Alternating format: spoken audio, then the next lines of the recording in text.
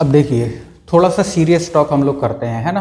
अब जो बच्चे इसी साल सिलेक्शन चाहते हैं कि भैया इसी बार हमारा ग्रुप डी में सिलेक्शन हो जाना चाहिए बिल्कुल एकदम लगन के साथ, तो बेटा अब दुनियादारी देखने का समय नहीं है। अगर आप तैयारी करना चाहते हैं तो जितना यूट्यूब पर जो फर्जी ज्ञान चल रहा है वो सब छोड़ दो, उसके पीछे मत जाओ, उसमें कोई फायदा नहीं मिलने वाला है। अब आपको अपनी तैयारी शुरू कर देना है। अगर आप आज से अपनी तैयारी शुरू करेंगे तो ही जाके आपका सिलेक्शन होगा, वरना फिर क्या होगा कि धीरे धीरे करके टाइम आपका जाता जाएगा, है ना? और जो बाकी फर्जी वीडियो चलती रहती हैं उनका मतलब कोई भी इफेक्ट आपकी लाइफ पर नहीं पड़ेगा या आपके सिलेक्शन पर नहीं पड़ेगा, ठीक है?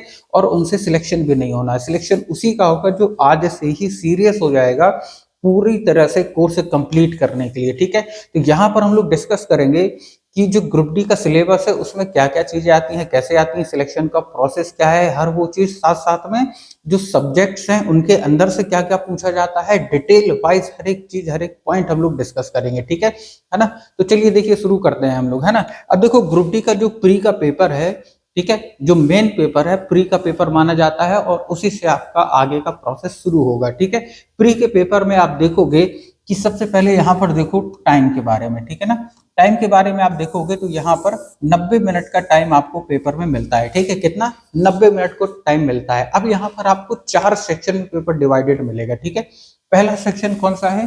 पहला सेक्शन है हमारा जनरल साइंस का, ठीक है? पहला सेक्शन है जनरल साइंस का। जनरल साइंस के कितने क्वेश्चन आएंगे? 25 क्वेश्चन आएंगे और एक क्वेश्चन 1 नंबर का होगा, ठीक है ना? अब जनरल साइंस में आप फिजिक्स, केमिस्ट्री और बायो, ठीक है? फिजिक्स, केमिस्ट्री और बायो तीनों को लेके चलेंगे, ठीक है ना? उसके बाद जो दूसरा पोर्शन है वो है मैथमेटिक्स का। मैथमेटिक्स में आप देखोगे 25 क्वेश्चन मैथमेटिक्स के आएंगे और एक क्वेश्चन 1 नंबर का यानी कि 25 नंबर का, ठीक है? अभी इन सभी के बारे में डिटेल में अंदर भी चर्चा करेंगे कि किससे क्या क्या चीजें हमें पढ़ना है, ठीक है? उसके बाद देखो तीसरा पोर्शन है general intelligence and reasoning. General intelligence and reasoning के कितने क्वेश्चन? 30 क्वेश्चन आएंगे, हर एक क्वेश्चन 1 नंबर का यानी कि 30 नंबर, ठीक है? फिर लास्ट वाला general awareness and current affair CA. इसके कितने क्वेश्चन रहेंगे? 20 क्वेश्चन इसके रहेंगे, एक क्वेश्चन 1 नंबर का यानी कि 20। अब आप देखोगे 25 25 50 हो गया, 30 + 20 50 ये हो गया, यानी टोटल 100। यानी आपके जो क्वेश्चन आने वाले हैं 100 और कितने नंबर के? 100 नंबर के, और इसी 100 नंबर में आपकी मेरिट बनेगी, ठीक है? अब देखो यहाँ पर आप देखोगे, अगर ध्यान से देखोगे, सबसे बड़े पोर्शन कौन सा है? सबसे बड़ा पोर्शन आपको दिख रहा है ये 30 नंबर, है ना? अब ये जो 30 नंबर है ये किस चीज का है? जनरल इंटेलिजेंस एंड रीजनिंग का। बच्चे रीजनिंग में कम फोकस करते हैं, उन्हें लगता है कि रीजनिंग आती है, लेकिन आपको ध्यान रखना है जो ग्रुप डी में रीजनिंग आती है, एनटीपीसी में रीजनिंग आती है, एएलपी में रीजनिंग आती है, उसमें थोड़ा सा अंतर रहता है। तीनों की रीजनिंग में अंतर रहता है, ठीक है? तैयारी करने के लिए आपको बोल दिया जाता है कि सेम आती है, लेकिन आप देखोगे कि चाहे ग्रुप डी की हो, एनटीपीसी की हो या एएलपी की हो, भाई पेपर अलग अलग है ना, लेवल सबका अलग अलग ही आता है, ये आपको दिमाग में बैठा के चलना है, ठीक है? ग्रुप डी में यहाँ पर देखो general science, general intelligence and reasoning. तो जनरल इंटेलिजेंस के साथ आपको रीजनिंग मिक्स करके चलना होता है। कैसे? आप देखोगे जो ग्रुप डी में रीजनिंग आती है, ठीक है, ग्रुप डी में जो रीजनिंग आती है वो बेसिक लेवल से नहीं आती, ठीक है? बेसिक लेवल से थोड़ा ऊपर का पार्ट आता है, यानी आप मान के चलो मॉडरेट से हार्ड लेवल तक में, ठीक है? इसीलिए बच्चे क्या करेंगे कि जो बच्चे कम प्रैक्टिस करते हैं, जिन्हें लगता है कि हमें आती है, आप में से बहुतों को लगता होगा कि रीजनिंग हमें आती है, लेकिन रीजनिंग में 30 में से कितने नंबर तक पहुंच पाते हैं? 25 या इससे कम नंबर तक पहुंच पाते हैं। लेकिन बेटा सबसे बड़ा पोर्शन हमारा रीजनिंग का है जो कि 30 नंबर हमें देता है, और रीजनिंग में आपको 28 से 30 के 30 क्वेश्चन तक सही करने आना चाहिए। 28 से 30 के 30 क्वेश्चन तक सही करना आना चाहिए, तब जाके आपका सिलेक्शन कंफर्म होता है, ठीक है? 25 क्वेश्चन आपको पता है रीजनिंग में सभी बच्चे कर लेंगे, लेकिन सिलेक्शन किसका होगा? जो 28 से 30 क्वेश्चन लगा के आएगा। बात समझे? तो 25 क्वेश्चन तो सभी कर लेंगे, लेकिन 28 से 30 क्वेश्चन जो लगा के आएगा सिलेक्शन उसी का होगा, ठीक है? ये कैसे लगाना है इनके बारे में हम लोग आगे कभी डिस्कस करेंगे, लेकिन यहाँ पर आप मान के चलिए कि हमें 28 से 30 क्वेश्चन लगाना ही लगाना है, ठीक है?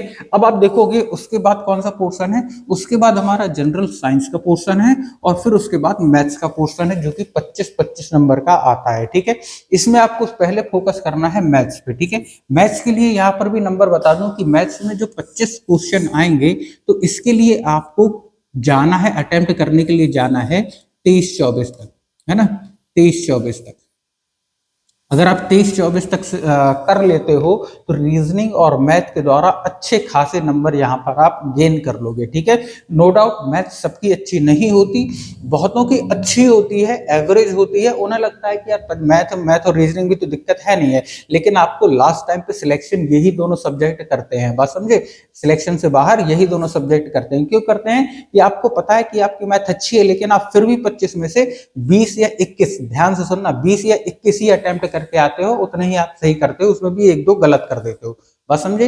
इससे बात नहीं बनेगी, बात ये मान के चलो, इससे बात नहीं बनेगी। आपको 2-2, 3-3, 4-4 क्वेश्चन एक्स्ट्रा लेके चलना पड़ेगा इसमें से। क्यों क्यों लेके चलना पड़ेगा? क्योंकि जीके और साइंस कुल मिला के, साइंस तो चलो ठीक है, लेकिन जीके वाला जो पोर्शन है, जीके मतलब general awareness and current affair वाला जो पोर्शन है, इसमें बहुत बच्चों की बैंड बजती है एक प्रकार से, और ये नंबर कवर करवाता है हमारा रीजनिंग और मैथ कवर करवाता है, बात समझे। उसके बाद आप देखोगे साइंस, ठीक है, तो रीजनिंग और मैथ के बाद आपको फोकस करना है सबसे ज्यादा साइंस पे, क्योंकि साइंस का पोर्शन कितना है, 25 नंबर का, और साइंस के क्वेश्चन ऑलमोस्ट हमारे फिक्स रहते हैं, इसका सिलेबस ऑलमोस्ट हमारा फिक्स है, कहीं कुछ ज्यादा बाहर का नहीं आता, केवल प्रीवियस ईयर के, यानी साइंस में आप मान के चलो 90%, 90 से 95% क्वेश्चन केवल और केवल प्रीवियस ईयर से आते हैं। बस आपका प्रीवियस ईयर कंप्लीट होना चाहिए, कम से कम 30 साल का कंप्लीट होना चाहिए, तभी आप ये कर पाओगे, वरना नहीं कर पाओगे। और 25 में से कम आपको 20 क्वेश्चन आने चाहिए, अटेम्प्ट करना होगा आपको, बात समझे, है ना। अभी आपको ये क्वेश्चन ज्यादा लग रहे होंगे, जैसे कि मैंने कहा कि 30 साल के करंट अफेयर जनरल साइंस के क्वेश्चन आपको पढ़ना है। अब ये क्वेश्चन आपको कहाँ मिलेंगे? अब 30 साल के जनरल साइंस के क्वेश्चन आपको नॉर्मली बुक्स में देखने को नहीं मिलेगा, ठीक है। तो इसके लिए हम लोग पूरी सीरीज चला रहे हैं, है ना, पूरे 30 साल का जो जनरल साइंस का है, जनरल अवेयरनेस का है, ठीक है, ये दोनों पोर्शन हम लोग पूरे 30 साल का कवर करवाएंगे। क्योंकि आप रेलवे का कोई से भी पेपर उठा लो, उसमें से 90% जीके के क्वेश्चन, साइंस के क्वेश्चन प्रीवियस ईयर बेस्ड ही आते हैं, लेकिन बच्चों को पता होते हुए भी नहीं कर पाते। क्यों? क्योंकि प्रीवियस ईयर जो पढ़ते हो आपने देखा होगा, आप 5 साल की या 10 साल की पढ़ते होगे, तो जो 5 साल का पढ़ रहा है उसका तो मिलेगा ही नहीं। क्यों? क्योंकि अभी हाल ही में पेपरों में आया है, दोबारा थोड़ी दे देगा आपके पेपर में, वो 10 साल, 20 साल, 15 साल, है ना, इतना पुराना आपके में देगा। फिर आपको लगेगा यार ये तो नया क्वेश्चन आ गया, जबकि नया नहीं होता है ना। जब आप उसे देखोगे तो आपको अपने आप समझ में आ जाएगा ये तो पहले भी आ चुका है, बात समझे। उसके बाद हमारा चौथा portion general awareness and current affair, ठीक है। अब इसमें आपको जनरल अवेयरनेस पे ध्यान देना है, करंट अफेयर में आपको उतना ज्यादा फोकस नहीं करोगे तो भी कोई दिक्कत नहीं है, हल्का फुल्का करंट अफेयर पढ़ना है, नॉलेज वाली, बस, इससे ज्यादा आपको नहीं पढ़ना है। क्यों? क्योंकि करंट अफेयर के हमने मान लिया 7 क्वेश्चन आए या 8 क्वेश्चन आए, ठीक है, मैक्सिमम आपको इतने ही क्वेश्चन मिलेंगे, इससे ज्यादा क्वेश्चन नहीं मिलेंगे, 7 या 8 मैक्सिमम, ठीक है। अब 7 या 8 में आप दिन रात एक कर दो करंट अफेयर पढ़ने में, तो भी आप 7 के 7 अटेम्प्ट नहीं कर पाओगे, 7 में से ज्यादा 2-3 क्वेश्चन ही अटेम्प्ट कर पाओगे, 4 क्वेश्चन अटेम्प्ट कर लोगे। अगर आप कम पढ़ोगे, है ना, 1-2 क्वेश्चन तब भी अटेम्प्ट कर लोगे, नहीं करोगे तो 7 के 7 क्वेश्चन छोड़ दो, कोई दिक्कत की बात नहीं है। आप अगर, क्योंकि इसका फिक्स नहीं है करंट अफेयर का कि कब का पूछेगा कब का नहीं पूछेगा, ठीक है ना। तो अगर आप इसे छोड़ भी दोगे, अपना पूरा फोकस इन सभी पर दोगे जो कि फिक्स चीजें हैं, अगर आपने फिक्स चीजों पर फोकस कर लिया आपका सिलेक्शन 100% है। लेकिन अगर आपने फिक्स चीजों पर फोकस नहीं किया, है ना, अपना फोकस करंट अफेयर पर रखा कि करंट अफेयर 1 घंटा में डेली पढ़ना है, डेली का 1 घंटा बहुत ज्यादा हो जाता है करंट अफेयर के लिए। अगर करंट अफेयर का फिक्स होता कि भाई 1 साल पुराना ही पूछेगा, 2 साल पुराना ही पूछेगा, जैसे यूपीएससी में होता है ना, तो उसमें कोई दिक्कत नहीं है, अपन 1 साल 2 साल का है, 3 साल का भी हमने कह दिया कि अगर कंफर्म है तो 3 साल का पढ़ लो। लेकिन इसका कुछ फिक्स नहीं है कि कहाँ से पूछेगा, क्या कितना पुराना पूछेगा, 4-4, 5-5, 6 साल पुराने भी पूछ लेते हैं। इसलिए करंट अफेयर पर आपको कम ध्यान देना है, ठीक है। आपको सबसे ज्यादा ध्यान देना है रीजनिंग, फिर उसके बाद मैथ, फिर उसके बाद साइंस, फिर उसके बाद जनरल अवेयरनेस में, बात समझे। चलो अब उसके बाद हम लोग देखते हैं यहाँ पर कि जो मैथ वाला पोर्शन है उसमें क्या क्या चीजें आएंगी, कौन कौन से टॉपिक्स आएंगे हमारे, ठीक है। तो मैथ में आप देखोगे आपको पढ़ना क्या क्या है, number system, decimal, LCM, HCF, है ना, एलसीएम के साथ साथ एचसीएफ, ठीक है, ratio, proportion, mensuration, time and distance, profit loss, geometry, trigonometry, है ना, square roots, calendar and clock, BODMAS, अच्छा कैलेंडर एंड क्लॉक जो चैप्टर है ये आपका रीजनिंग में भी है और इसके क्वेश्चन मैथ में भी आते हैं, तो ध्यान रखना है। BODMAS, fraction, HCF, percentage, time and work, CI SI, algebra, elementary statics, age calculation, pipe and cistern, ये वो इंपॉर्टेंट टॉपिक्स हैं जो कि आपके सिलेबस में दिए हुए हैं। इसके अलावा आपको फोकस नहीं करना है किसी चीज में, ठीक है। चलो उसके बाद देखो, आप देखोगे कि रीजनिंग में कौन कौन से टॉपिक है, ठीक है ना। इनकी आप स्क्रीनशॉट लेके रख लो, कहीं पे लिख के रख लेना। एक एक टॉपिक आपको कंप्लीट करते जाना, उस पर टिक लगाते जाना है कि ये वाला टॉपिक कंप्लीट, टिक, ये वाला टॉपिक कंप्लीट, टिक, ठीक है। तो जब आप इस तरह से कंप्लीट करोगे तो आपको सिलेबस पता रहेगा कि हमारा इतना कंप्लीट हो गया, इतना कंप्लीट हो गया, है ना, और सिलेक्शन पाने में आसानी रहेगी। रीजनिंग में आप देखोगे analogy, coding, decoding, relationship, jumbling, DI and sufficiency, ठीक है। तो ये सारे टॉपिक आपके जो बेसिकली रीजनिंग में होते ही हैं, है ना, डायरेक्शंस वगैरह, ब्लड रिलेशन वगैरह, वो सारी चीजें आपकी आ जाएंगी इसमें, ठीक है ना। तो रीजनिंग में अपन ज्यादा डिस्कस नहीं करते हैं। उसके बाद देखो आप जनरल साइंस। जनरल साइंस में आपको बता दिया है कि फिजिक्स, केमिस्ट्री, मैथ जो आपकी है, लाइफ साइंस यानी कि बायो। लाइफ साइंस का मतलब क्या? बायो, ठीक है। अब यहां पर आप देखोगे ये आपको पढ़ना है 10th लेवल तक का एनसीईआरटी, ठीक है। 10th लेवल तक का एनसीईआरटी पढ़ना है, एनसीईआरटी पढ़ना है, ठीक है। एनसीईआरटी पढ़ना है, इसके अलावा और कुछ नहीं पढ़ना है आपको, ठीक है ना। अब ये कहाँ से मिलेगा, ये भी सारी चीजें बताऊंगा और इसकी पीडीएफ भी अपने ग्रुप में शेयर करूंगा। जो नहीं जुड़े हैं तो व्हाट्सएप के ग्रुप में जुड़ जाओ, ठीक है। अब यहाँ पे जनरल अवेयरनेस, करंट अफेयर, ये आपका सारा पोर्शन आएगा general awareness and current affair के पोर्शन में, ठीक है ना। इसमें science and technology, sports, culture, है ना, personalities, economics, politics and any other subjects of importance, ठीक है। तो आप चाहो तो हिस्ट्री वगैरह पे कम फोकस कर सकते हो, आपको इन सभी चीजों पे ज्यादा फोकस करना है, ठीक है। आप फोकस किस पर कर सकते हो? साइंस एंड टेक्नोलॉजी पर कर सकते हो, स्पोर्ट्स पे कर सकते हो, कल्चर पे कर सकते हो, ठीक है, इकोनॉमिक्स पे कर सकते हो। उसके बाद आप ज्योग्राफी पे फोकस कर सकते हो, ठीक है ना। ज्योग्राफी पर फोकस, ज्योग्राफी आपका कल्चर के अंतर्गत ही आ जाता है, ठीक है। और यहाँ पर जो लिख दिया जाता है अदर सब्जेक्ट्स ऑफ इंपॉर्टेंस, तो इसके अलावा इसका कहने का मतलब है कि कुछ भी पूछ सकता है दुनिया भर में से, ठीक है। दुनिया भर में से कुछ भी पूछ सकता है, ठीक है। तो इसमें से फिर अपन कुछ नहीं कर सकते, ठीक है। चलो उसके बाद देखो आगे। अब देखो यहाँ पर जब आपका प्री निकल जाएगा, है ना, प्री निकल जाएगा, उसके बाद आपको जो है फिजिकल के लिए बुलाया जाएगा। फिजिकल में मेल कैंडिडेट का फिजिकल अलग होता है और फीमेल कैंडिडेट का फिजिकल अलग होता है, ठीक है। मेल कैंडिडेट में आप देखोगे मेल कैंडिडेट में आप देखोगे इसमें 35 केजी के वजन के साथ आपको 100 मीटर की डिस्टेंस 2 मिनट में तय करनी होती है और इसके लिए आपको 1 चांस ही मिलता है, एक ही चांस मिलेगा, ठीक है। उसके बाद फीमेल कैंडिडेट में, यहाँ पर मेल में आप देखोगे 35 केजी, लेकिन फीमेल कैटेगरी में 20 केजी का वेट आपको डिस्टेंस और डिस्टेंस कितनी, 100 मीटर की 2 मिनट में ही तय करना होता है। इसके लिए भी आपको एक ही चांस मिलेगा, यानी मेल को 35 केजी का वजन उठा के दौड़ना पड़ता है, फीमेल को 20 केजी का वजन उठा के दौड़ना पड़ता है, ठीक है।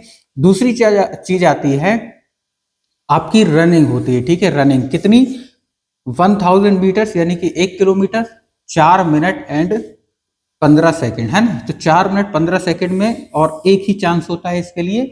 वहीं अगर फीमेल में आप देखोगे तो 1000 मीटर 5 मिनट 40 सेकंड में करना होता है, एक ही चांस में करें, दूसरा चांस आपको नहीं मिलेगा, ठीक है। तो ये आपका फिजिकल हो गया। अब जब आपका फिजिकल हो जाएगा, ठीक है, फिजिकल हो जाएगा तो फिजिकल के बाद आपका डीवी होगा, यानी कि डॉक्यूमेंट वेरिफिकेशन होगा और उसके बाद आपकी फाइनल मेरिट एक बार और बनेगी। कब?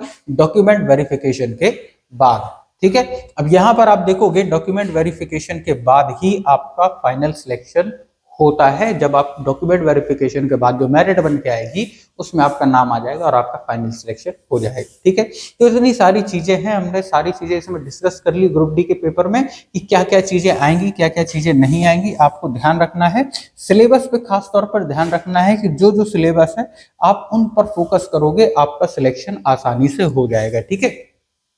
अब ये सिलेबस कंप्लीट करने के लिए यहाँ पर मैथ्स का पोर्शन और जो जीके का पोर्शन है ना, वो सारा पोर्शन हम ये चीज यहाँ पर कंप्लीट कर देंगे आपकी, ठीक है ना। धीरे धीरे करके कंप्लीट कर देंगे। और एक चीज और, जो लाइव क्लासेस जीके की चलती है उसमें प्रीवियस ईयर के जो 30 साल के जो क्वेश्चन है, वीडियो बहुत लंबी हो जाती है, साथ साथ में उसे बार बार रिपीट करके उसमें अपलोड कर दी जाती है, जो कि लाइव चलती रहती है। ठीक है, वो कम से कम 2 से 3 दिन तक चलती रहेगी। इसी बीच आपको वो सारी चीजें देख लेना है। ठीक है, उसके बाद वो चैनल पर नजर नहीं आएगी। ठीक है, कोशिश करेंगे कि लास्ट में जब सारी चीजें कंप्लीट हो जाए तो उसके बाद सबका कंबाइंड वीडियो चैनल पर अपलोड कर दिया जाएगा। ठीक है ना, लेकिन मैथ्स की सारी चीजें अपलोड रहेंगी। ठीक है, लाइव क्लासेस भी चलती रहेंगी साथ साथ में, और जो इंपॉर्टेंट टॉपिक है वो आपको परमानेंट लूप में देखने को मिलती रहेंगी, उन्हें आप कभी भी पढ़ सकते हो।